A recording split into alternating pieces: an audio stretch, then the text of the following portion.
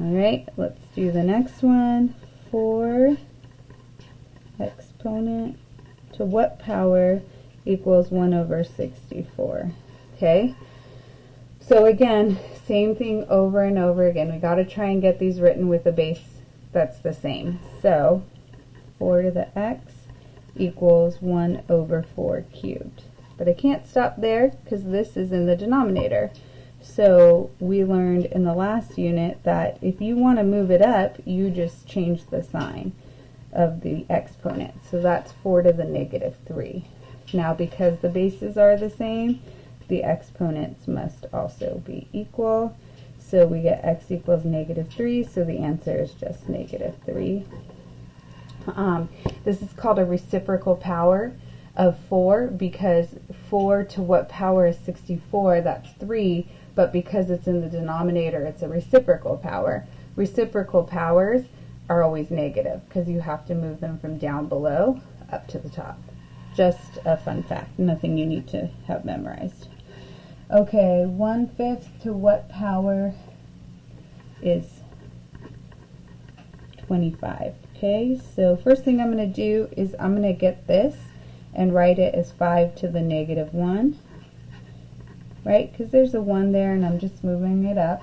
And then this is going to be 5 to the negative 2. Not negative, just 5 squared. Sorry about that.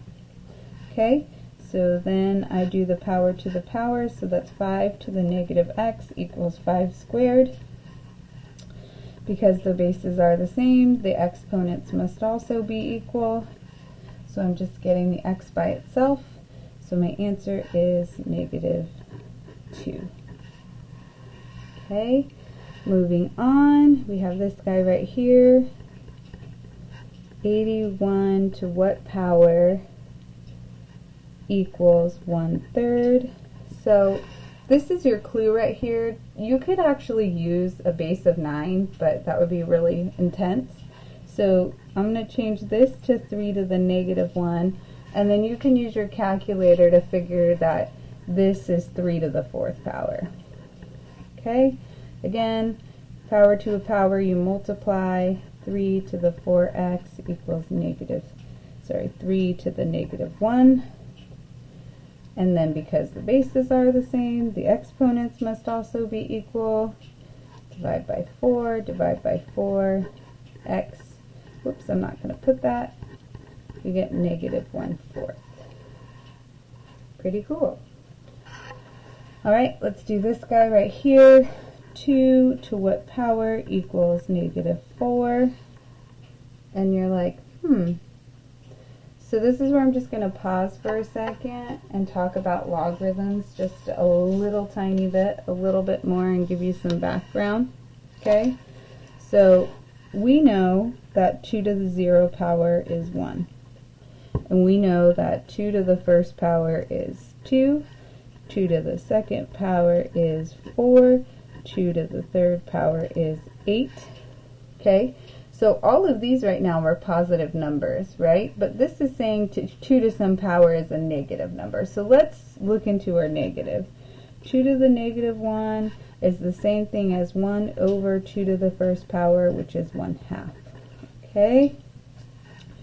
2 to the negative 2 is the same as 1 over 2 to the positive squared, so that's 1/4. So do you think that we can ever get, no matter what exponent we put here, are we ever getting a negative number? And just to remind you, this is an exponential growth graph that's going like this, and there was this asymptote. So no matter how negative we go in the x direction, we're never getting negative y values, and that's what that is saying right there. So this is actually undefined. You cannot make that work ever. And so just write yourself a note that the argument of a log cannot be negative or 0, actually. So take a look at this. As we're going through, are we ever going to reach 0? Because 2 to the negative 3 1 over 2 cubed equals 1/8. So we're getting closer and closer to 0, but we can't ever actually equal 0.